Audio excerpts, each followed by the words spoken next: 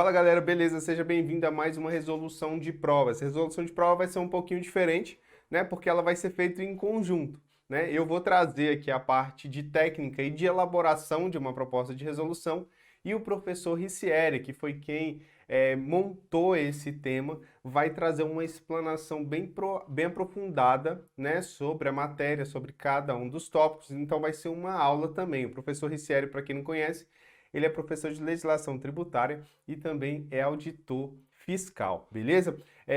Se você quiser, durante a aula, né, tiver alguma dúvida e tudo, você pode entrar em contato aqui com o Instagram aqui que está na tela. Ó. Você pode falar lá no Você Concursado, falar diretamente comigo, ou se tiver alguma dúvida sobre a matéria em si, pode entrar em contato direto com o professor Ricieri, que ele vai tirar a dúvida. Meu contato também está aqui no grupo do Telegram, na Academia de Discursivos, né? Então, são todos os meios em que você pode contactar a gente para não ficar dúvida acerca da discursiva, beleza? E como é que vai ser dividida essa aula? Essa aula vai ser dividida em 3 partes. Primeiro, a gente vai analisar o enunciado para poder extrair algumas informações importantes.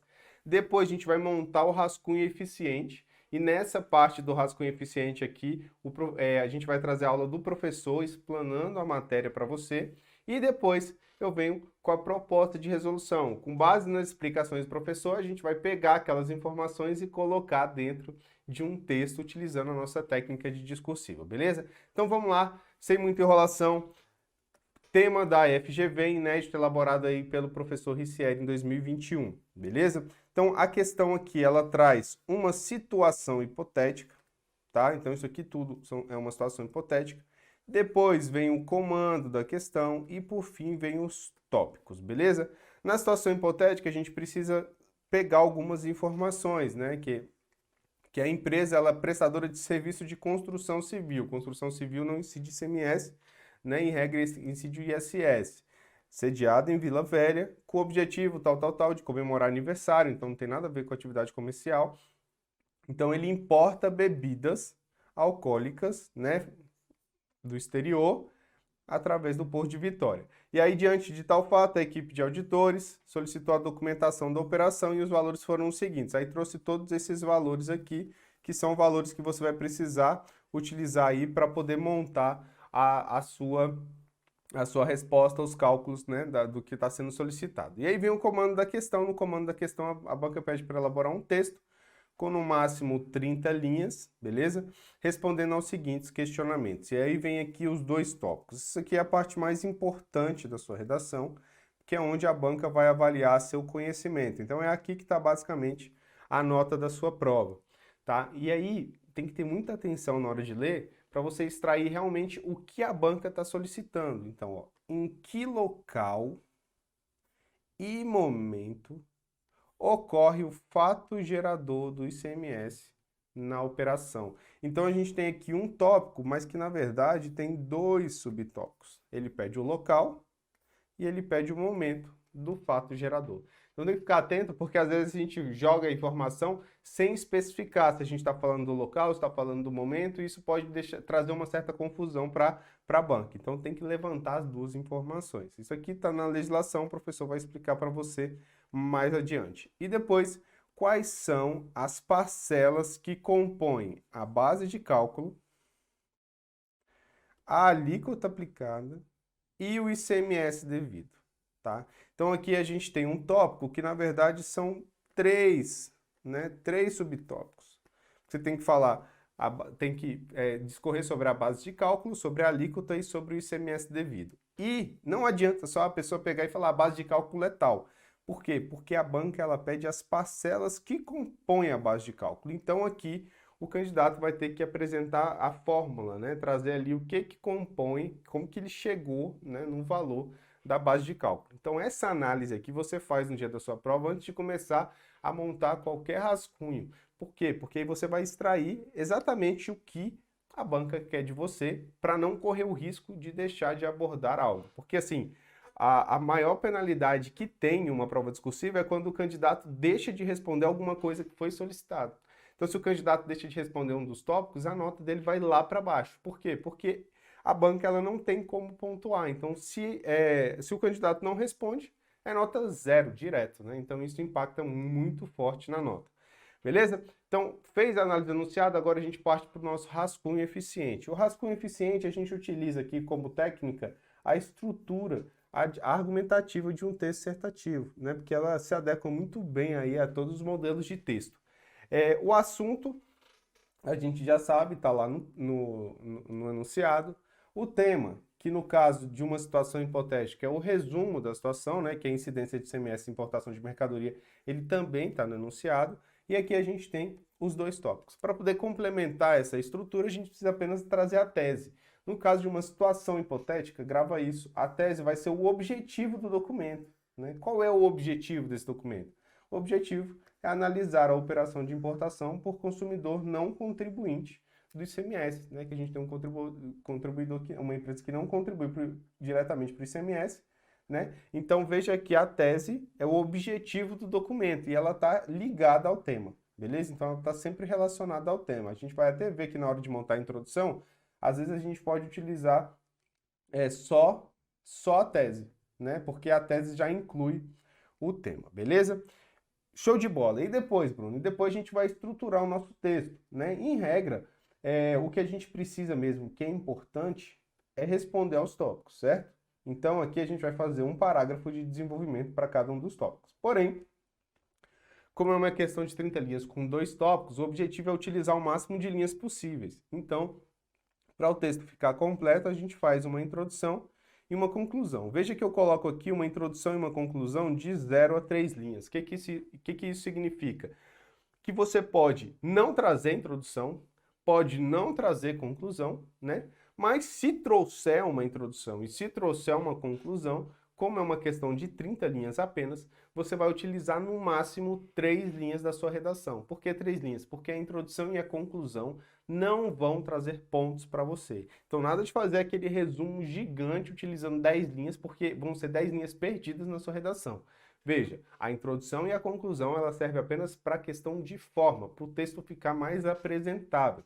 É bem semelhante a uma legibilidade boa, uma obediência da margem, ela não é essencial para a resposta. Tanto que o candidato pode simplesmente não trazer a introdução e conclusão e trazer só a resposta aos tópicos, né? Então, é o mínimo de linhas possíveis para introdução e conclusão. E o restante das linhas você divide de forma proporcional aos tópicos. Logicamente, a gente vai ver o seguinte, que o tópico 2, né, por terem mais subtópicos, ele vai exigir uma quantidade de linhas maior do que o tópico 1. Beleza, e aí você faz essa redistribuição na hora que você estiver elaborando o seu texto, né, de acordo com a quantidade de informação que cada tópico exige. Mas o importante é que no planejamento você tenha uma noção de quantas linhas você pode utilizar para cada um dos tópicos. Por quê? Porque acontece do candidato às vezes estar escrevendo a redação ali e se empolgar demais no tópico 1. E aí quando chegar no tópico 2 não ter mais espaço para poder redigir o que é necessário. E aí ele vai deixar de responder algumas coisas e aí vai acabar perdendo ponto. Então é importante esse planejamento. Outra coisa importante, como são 2 tópicos, 2 parágrafos de desenvolvimento, um para cada tópico, não precisa ficar quebrando o parágrafo e trazendo vários, né? Porque isso vai só dificultar a correção. Então faz o simples, faz o feijão com arroz, que é isso aí que a banca espera do candidato, beleza? Agora vou passar para você a aula do professor Ricieri. Nessa aula o professor vai explicar exatamente em que local e em que momento, com base na legislação, e depois vai trazer ali de forma bem detalhada a base de cálculo, a alíquota e o ICMS devido, beleza? Então fica com a aula do professor, depois da aula do professor a gente já volta aqui com a proposta de resolução. Gente, primeira coisa que é importante a gente ter em mente aqui, né? Essa empresa é uma empresa de construção civil. Significa o quê? Significa que ela não é contribuinte do ICMS, né? Via de regra. Ela vai ser em situações bem específicas, uma delas é exatamente a importação de mercadorias, tá?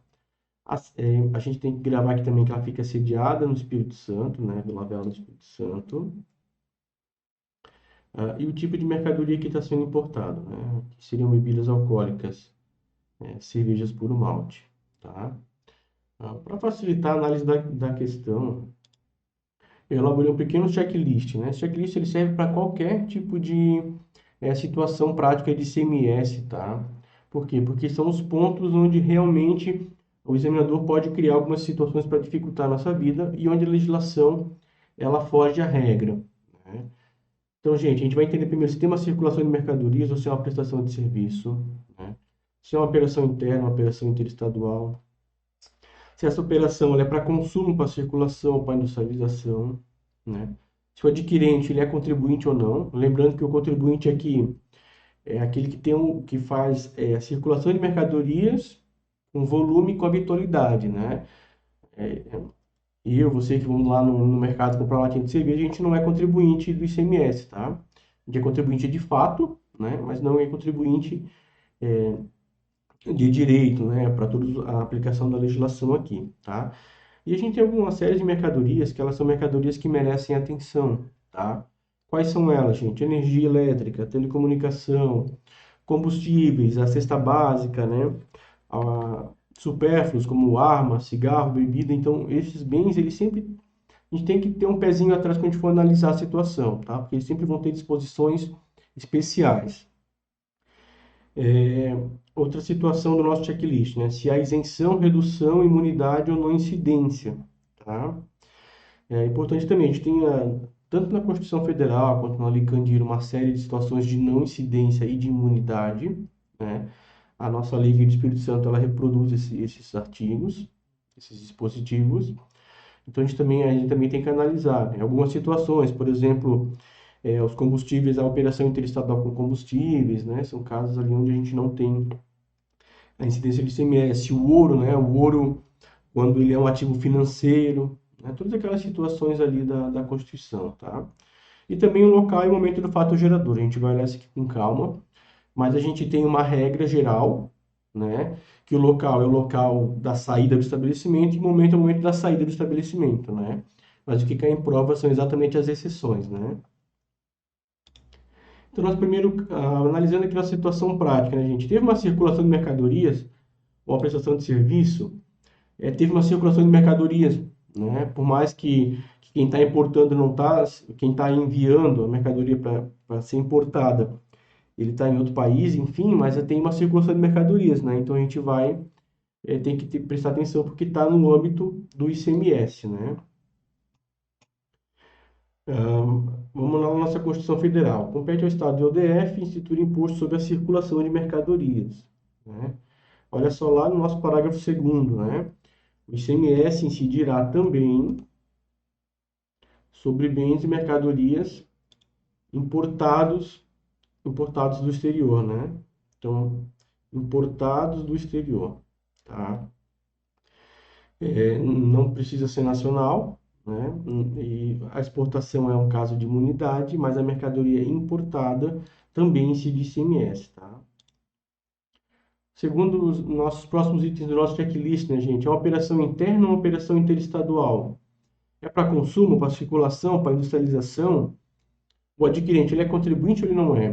Por que a gente tem que avaliar esses casos, tá? Eu vou dar uma visão geral aqui de alguns casos especiais da Constituição e da Lei Candir, e depois a gente vai para o caso prático, tá? Vamos lá. Lá na nossa resolução do Senado 1312, tá? Essa resolução 1312, ela trata exatamente das operações interestaduais com mercadorias importadas, tá? Operações interestaduais com bens e mercadorias importados do exterior, tá? Gente, aqui é circulação, tá? Não é mercadoria adquirida para consumo, é mercadorias para comercialização e industrialização, tá? Então, olha só que interessante, né? Por que é importante a gente saber qual é o destino da mercadoria? Que caso ela seja uma mercadoria para consumo, a gente vai ter uma alíquota interna, né? Uma alíquota interna. Caso ela seja uma operação de circulação e comercialização, ela pode ter uma alíquota interestadual diferenciada de 4%, ou ela vai seguir a regra geral, né? O Espírito Santo, ele vai, alguns casos, ele vai ter alíquota de 12%, né? Não importa o destino dele. Alguns estados muda, né? Alguns estados, por exemplo, aqui em Santa Catarina, se ela enviar para o Espírito Santo, né, a alíquota vai ser de 12, se mandar para. Aliás, vai ser uma alíquota de 7, né? Se mandar para São Paulo, vai ser uma alíquota de 12, tá? Então, alguns estados, principalmente os estados do Sul e do Sudeste, menos o Espírito Santo, tá? Eles têm essa dinâmica, né? Quando eles mandam para um estado que tem menor participação na economia, eles vão ficar com uma parte menor do imposto, tá? Com 7%. E caso a mercadoria ela respeite essas regras aqui, a gente vai usar o 4%, tá? Então, a importância é a gente entender que tipo de operação que a gente está avaliando, tá? Outra coisa, lá na Licandi, a gente tem o IPI, né? O IPI, via de regra, o IPI, né? Então, via de regra, ele está na base de cálculo do ICMS, né? Então, quando a gente paga lá a gente compra lá uma cervejinha no mercado, né? A gente está pagando ali o IPI, né? É, e também está pagando o ICMS, né? O que acontece é o seguinte, quando é uma operação de comercialização ou de industrialização, né? Poxa, eu comprei aqui um pallet de cerveja, mas eu sou um atacarista, vou mandar para um varejista, tá? Nesse caso, eu vou desconsiderar o IPI, tá? Por quê? Porque ele é fato gerador dos dois impostos, né? Tanto do IPI, por ser um produto industrializado, quanto do ICMS, por ser uma mercadoria que está sendo circulada, tá? Então, é só para exemplificar, mais uma vez, a importância da gente entender o destino que está sendo dado àquela mercadoria que está circulando, tá?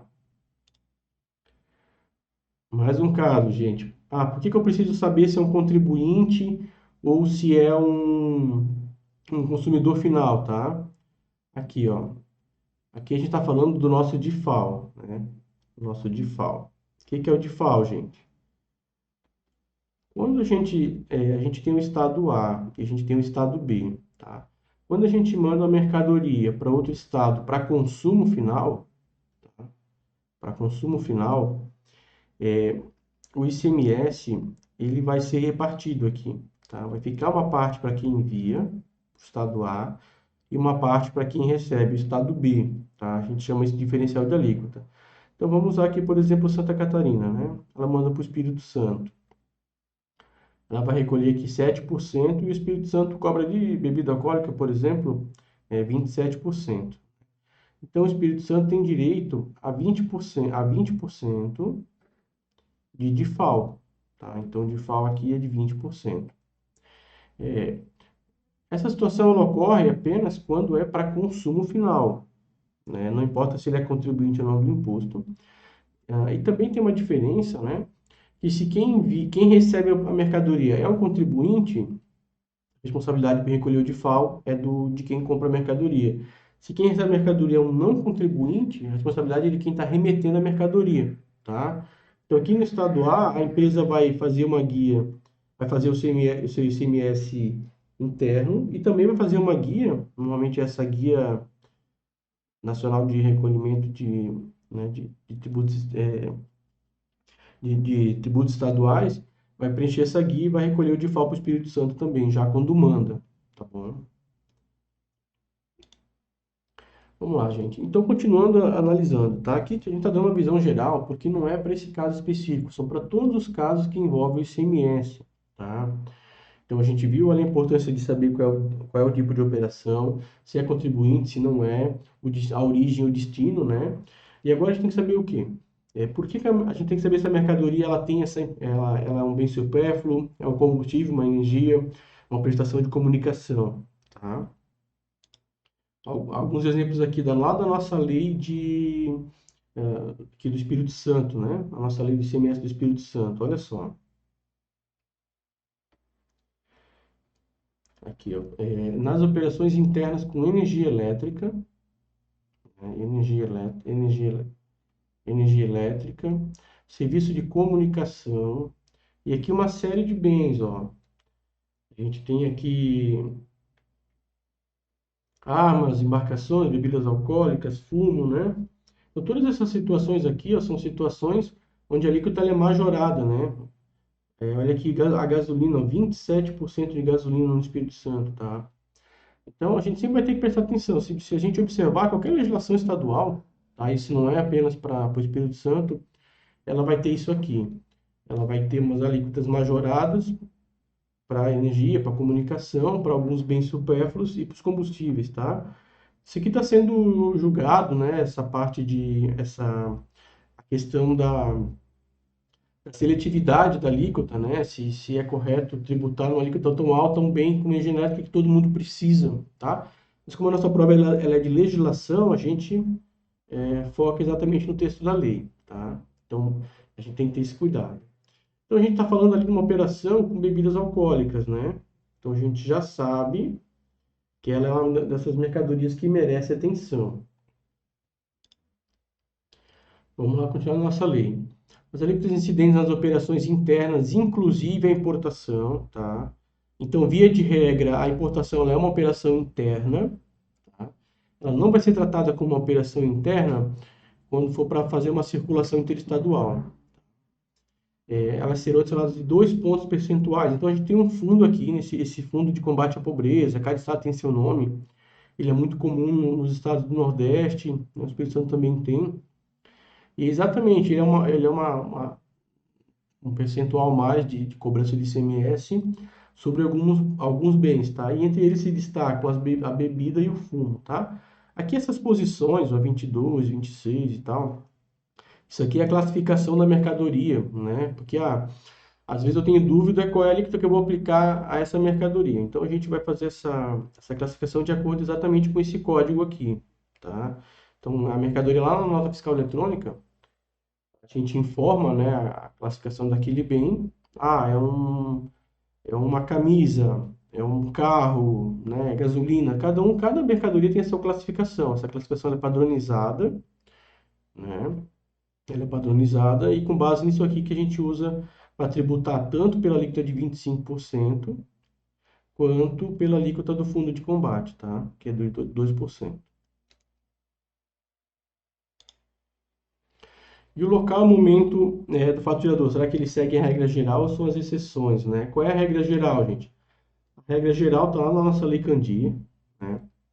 Lá na nossa Lei Candir. A regra geral é exatamente a saída do estabelecimento. Então, a gente tem aqui o nosso estabelecimento, né? A gente tem outro estabelecimento, ou a gente tem aqui a pessoa, né? O comprador. Via de regra, o ICMS ele vai incidir, o local do fato gerador vai ser a saída, o local do fato gerador vai ser a saída, e o momento também vai ser o momento do fato gerador, então aqui vai coincidir, tá? Essa é a regra, né? Então não é quando eu compro lá no mercado, quando eu pago o produto, né? É a da saída do estabelecimento, tá? Essa é a regra geral. Mas isso não cai em prova, quem cai em prova é exatamente as exceções, tá? Quero falar de uma delas agora, que é exatamente o nosso caso. A gente está falando da importação, tá? A importação, ela funciona um pouquinho diferente, né? Então, ao invés de ser a entrada, a saída, eles usam o momento do desembaraço aduaneiro. Tá? Desembaraço aduaneiro é quando ali a autoridade federal, a Receita Federal, libera esse produto importado para o contribuinte, para o importador, tá? Nesse momento ele vai ser tributado pelo ICMS também. E o momento e o local do fato gerador é onde ocorrer a entrada física, tá? Por que a entrada física, né? A gente, por exemplo, a gente está falando aqui do Espírito Santo. O Espírito Santo ele tem lá o seu porto, né? Ele tem lá o seu porto onde chegam os navios lá no porto dele. Se fosse o local do desembaraço aduaneiro, o Espírito Santo ele teria muita vantagem, né, em relação a outros estados. Poxa, eu compro lá, eu compro uma mercadoria, eu sou de Roraima, eu compro uma mercadoria, eu desembaraço lá no Espírito Santo, né? E se esse ICMS vai ficar para o Espírito Santo, é um pouco injusto, né? Então é considerado que a entrada física, tá? A entrada física é exatamente quem vai ficar com aquela mercadoria, tá? Se eu compro a mercadoria, deixo no meu estoque, a entrada física é no meu estoque.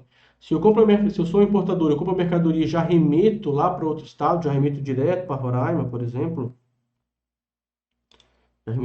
já remeto direto para Roraima, a entrada física vai ser Roraima, tá? Então não a gente tem que cuidar para não confundir o porto, né, a questão da aduana ali, do desembaraço, com, de fato, quem está comprando aquela mercadoria, para onde aquela mercadoria vai, tá? Então, é o estabelecimento. Ah, se não tem estabelecimento, é o domicílio de quem está importando, né? Trouxe dois casos aqui para a gente avaliar, né? Vamos lá. A gente tem um importador capixaba, né?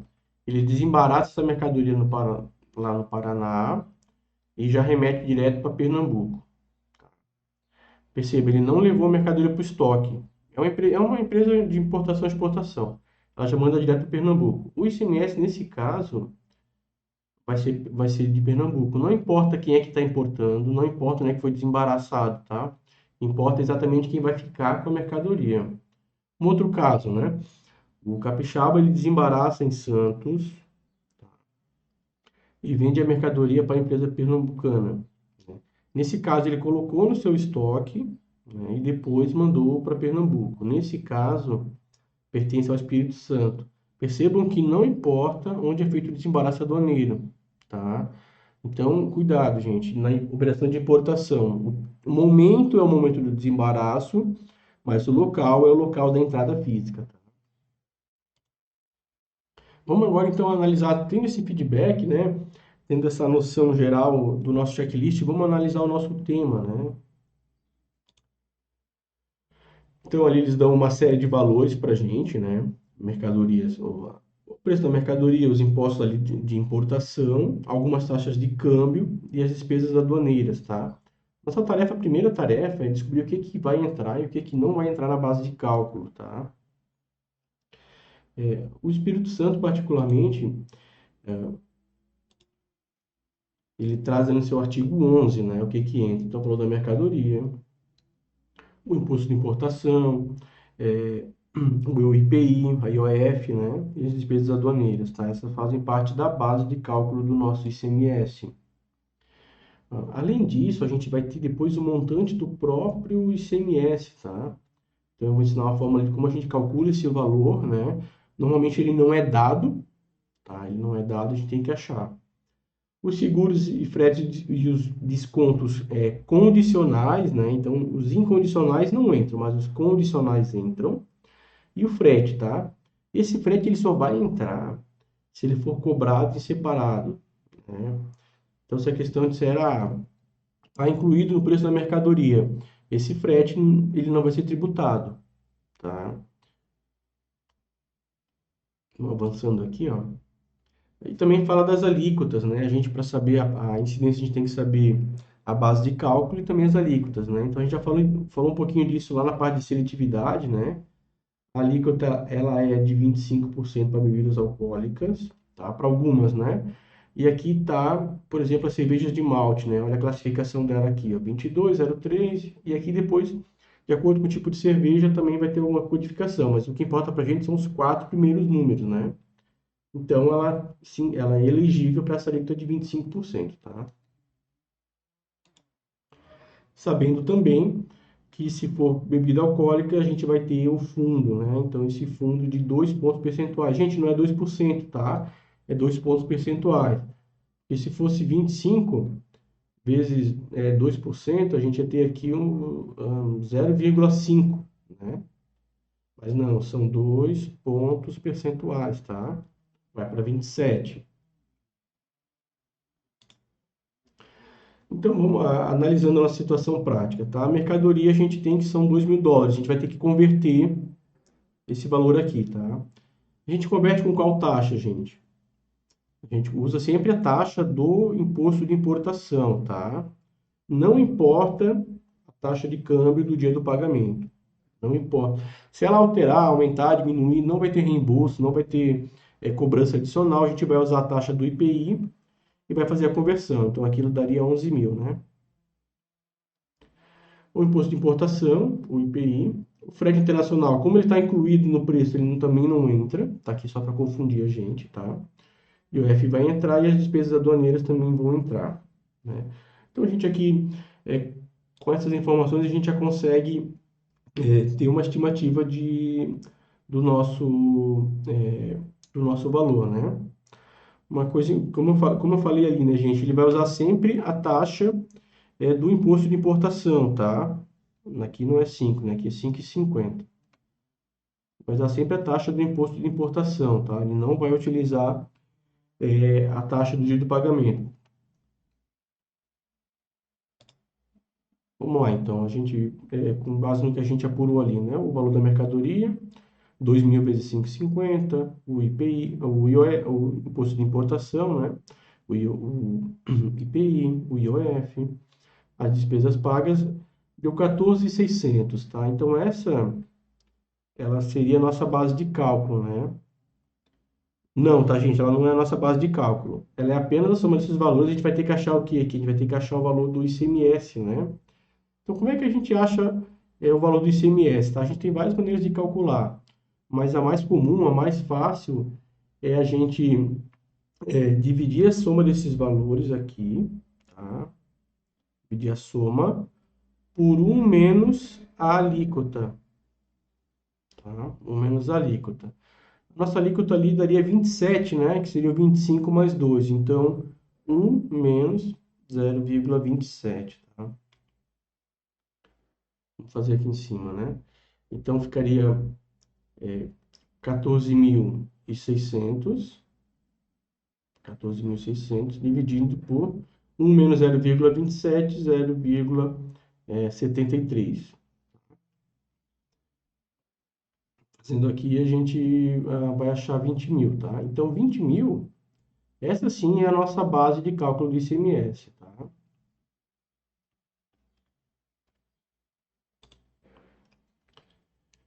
Professor, como é que eu sei que está certa a minha conta, né? Porque, poxa, dividi lá o 14.000, dividiu 14.600, dividiu 14.600 por 0,73 e tal, eu posso errar essa conta. A gente pega a nossa base pronta, a nossa base, o resultado disso aqui, deu 20 mil reais. E a gente multiplica pela alíquota, tá?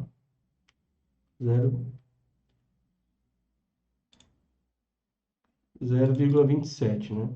A gente faz pela alíquota ali 0,27, tá?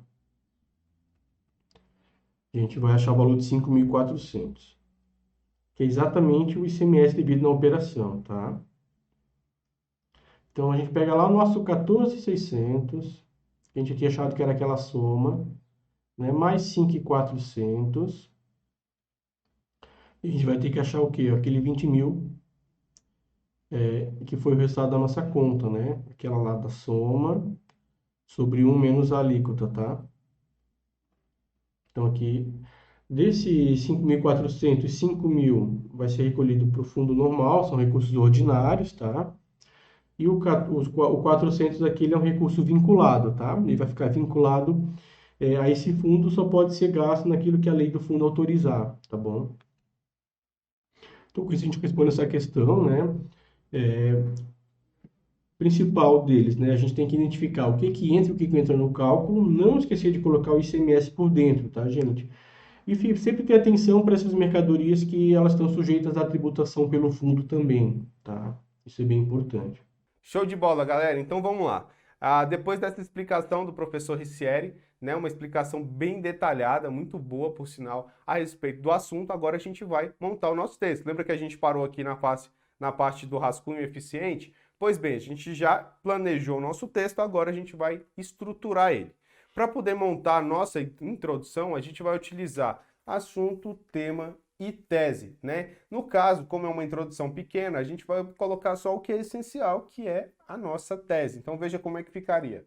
Trata-se de análise de operação de importação de mercadoria para consumo final por não contribuinte do Imposto sobre a Circulação de Mercadorias e Serviços ocorrido no Estado do Espírito Santo. Veja que ele faz referência à tese, mas ele também aproveita para poder dar uma resumida. Então é uma tese incrementada aí com o tema, com um resumo do que está acontecendo. Uma estratégia interessante aqui é você colocar já a sigla do imposto aqui, ó. Imposto sobre Mercadorias, sobre a circulação de mercadorias e serviços. Aqui o nome, tem um nome que é maior, né? Que traz de transporte e tal, não sei o quê. Mas a gente utiliza esse aqui, que é o mínimo, né? Que tem aqui, ó, todas as letras, tá? Para poder montar a sigla, beleza? Então, e aí a gente faz essa sigla, coloca entre parênteses, beleza? Porque aí, a partir no restante do texto, a gente pode utilizar só o ICMS como sigla. Show de bola? Então aí finalizou a introdução, 3 linhas tranquilo. Show? Agora vamos responder ao tópico 1. Em que local e momento ocorre o fato gerador da operação? A gente utiliza esse elemento aqui coesivo preliminarmente para poder indicar uma progressão textual, que a gente está iniciando a nossa argumentação. Para analisar o imposto, né, o imposto, qual imposto? Aquele que a gente tinha citado lá no parágrafo de introdução, que é ICMS. Então essa parte aqui é meio que para poder linkar com a introdução. Aí depois vem o nosso tópico frasal. Faz-se necessário definir o local e o momento do fato gerador do ICMS na operação. Então, primeiro, o meu tópico frasal ele vai fazer uma referência direta ao tópico do enunciado. Aqui ele linkou o que a banca pediu. A banca não pediu o local e o momento, então ele linkou aqui o local e o momento. Quando o examinador lê esse tópico frasal, ele vai saber que você vai responder ao tópico 1. Aí vem, segundo a legislação, a lei, né, 7.000 de 2001, a gente vai, isso aqui é o nosso recurso de autoridade, beleza? Então a gente insere esse recurso de autoridade normalmente no início do nosso argumento principal. Aí você vai falar sobre a regra. Então, ó, no caso de bens importados do exterior, o local de incidência do imposto é o do estabelecimento onde ocorre a entrada física. Tá? Isso aqui é a regra que está prevista na lei. Ademais, a legislação também define que o momento do fato gerador é o desembaraço aduaneiro do bem importado.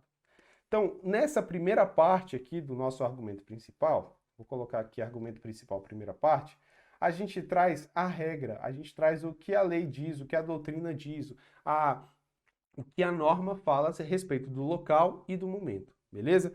Veja que eu citei primeiro local, depois momento. Aí quando eu vou discorrer sobre ele, primeiro eu falo do local, depois eu falo do momento. Trouxe a regra.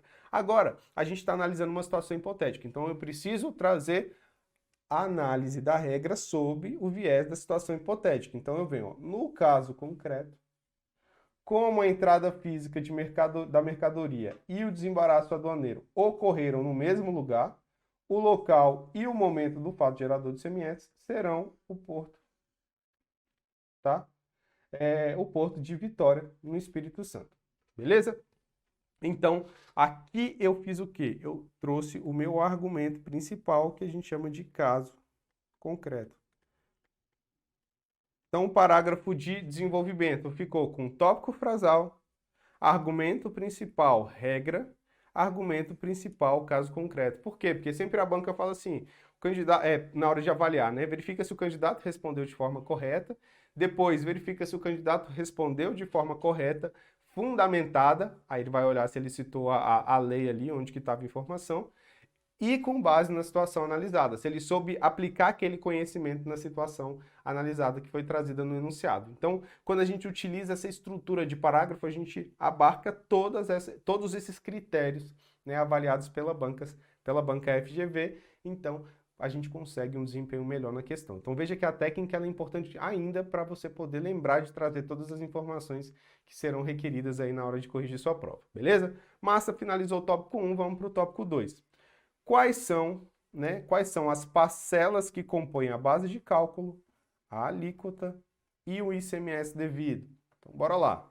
Após definido esses parâmetros, né, que foi o local e o momento, que a gente falou lá no tópico 1, então isso aqui serve como um elemento coesivo, né, porque ele faz referência ao parágrafo anterior, é possível calcular a base de cálculo, a alíquota aplicada e o ICMS devido na operação. Novamente, o meu tópico frasal ele só faz referência ao tópico do enunciado listando os subtópicos 1, 2 e 3. Aqui o examinador vai ler sua resposta e vai falar assim, beleza, começou a ler o parágrafo, ele, isso aqui é a resposta do tópico 3 ou do tópico 2 e tem tudo que eu pedi, ó, base de cálculo, alíquota e ICMS devido. Massa, agora vamos ver se ele respondeu de forma correta.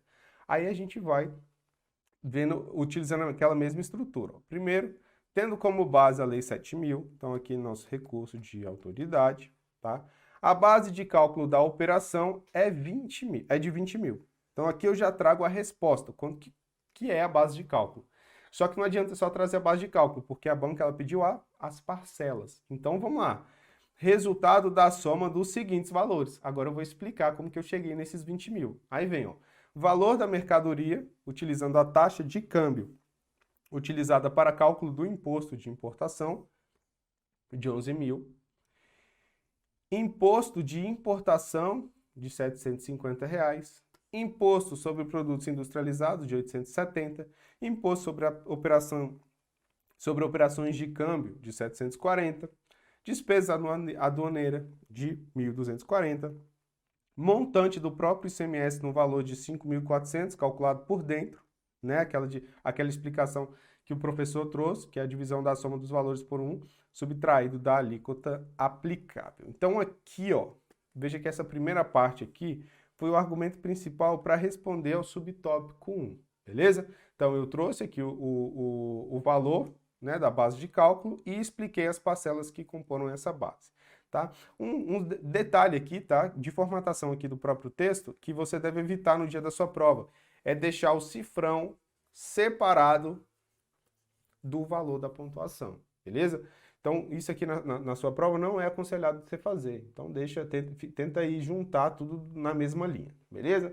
Massa. E agora? Agora a gente vai falar sobre o argumento principal 2, que é a alíquota, tá? Sobre essa base de cálculo, ó, retoma a ideia anterior, será aplicada a alíquota de 27%. Trouxe aqui a alíquota final, sendo 25% relativo à alíquota inicialmente prevista pela legislação e 2% referente à incidência de adicional previsto para a venda de bebidas alcoólicas, vinculados ao Fundo Estadual de Combate à Pobreza e à Desigualdade Social. É aquela alíquota adicional que o professor falou. Então aqui a gente tem o argumento principal, resposta ao argumento principal 2, que é a alíquota. Então aqui a gente já trouxe a base de cálculo, trouxe a alíquota, agora falta só o quê? O ICMS devido. Assim, o ICMS devido na operação será de 5.400, que é a base de cálculo, 20 mil, vezes a alíquota de 27%. Então, aqui, veja que eu sempre trago, ó, presta atenção, olha, isso aqui é detalhe, mas isso aqui faz muita diferença para quem está corrigindo a sua prova. Você utiliza a mesma estrutura para explicar todos os subtópicos. Veja, dá uma olhada. Primeiro eu trago o valor final, depois eu trago o cálculo. Primeiro eu trago aquele valor final, depois eu trago o cálculo. Primeiro eu trago o valor final, depois eu trago o cálculo. Tá vendo? Então eu utilizo a mesma estrutura porque o examinador já entende. Quando ele lê a primeira, ele entendeu. Aí na segunda você usa a mesma estrutura, fica mais fácil para ele poder compreender sua resposta, né? Sem falar que o texto fica mais organizado, até para você vai ficar mais fácil de redigir a redação. Beleza? Massa. Agora, se tiver sobrado linhas, né? Como eu falei, não precisa necessariamente trazer a conclusão, mas se tiver sobrado linhas, você não vai deixar em branco, você vai trazer a conclusão. E a conclusão vai ser basicamente retomar essa tese aqui com base nas informações que você construiu no desenvolvimento do seu texto. Então, ó, desse modo, percebe-se que isso aqui é o nosso elemento conclusivo, beleza? Para indicar que é uma conclusão. Haverá incidência de ICMS na operação de importação de bebidas alcoólicas no valor de 5.400 pela empresa XYZ, mesmo não sendo contribuinte do ICMS. Beleza? Então não era para analisar a operação de importação por consumidor não contribuinte? Pois é, então vai incidir sim esse imposto aí, tá? Mesmo sendo uma empresa não contribuinte. E aí você fecha a sua redação, beleza? Então você fez ali uma introdução pequena, uma conclusão pequena, e 2 parágrafos de desenvolvimento respondendo aos todos os subtópicos ali que foram exigidos no enunciado, beleza? Se tiver ficado com alguma dúvida, como eu já disse lá no início da aula, você pode entrar em contato aí com você concursado, comigo direto no Instagram ou com o professor Ricieri, beleza? Um forte abraço e bons estudos!